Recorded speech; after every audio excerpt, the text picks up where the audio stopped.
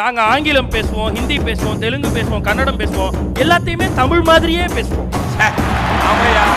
ஐ வாக்கு, ஐ dog, I tell joke. அவன் மிரண்டு போறான். எல்லாத்தையும் இவன் தமிழ் மாதிரியே பேசுறான்டா. இவன் கிட்ட எத்தனை மொழியையும் திணிக்கவே முடியாது அப்படின்னு அவனுக்கு கொண்டு வரும். அந்த எண்ணத்துக்கு அவனை தயார்படுத்துறோம். விஜய் சொல்லும்போது ரொம்ப அழகா சொன்னாரு, ஜல்லிக்கட்டுக்காக போராடினாங்க. ஆனா அந்த பதாகைகள்ல எழுதுறப்ப வி வாண்ட் ஜல்லிக்கட்டுன்னு எழுதுனாங்க.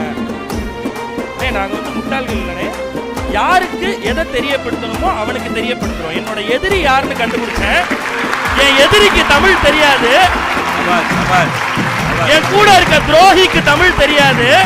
அந்த எதிரிக்கும் துரோகிக்கும் தெரியப்படுத்த we want ஜல்லிக்கட்டுன்னு காட்டினேன். ஆனா ஒண்ணு நீங்க கவனிச்சிருக்கணும், அந்த எந்த பதாகையிலும் கூட ஹம்கோ ஜல்லிக்கட்டு சாத்தா ஹைன்னு நாங்க எழுதவே இல்லை.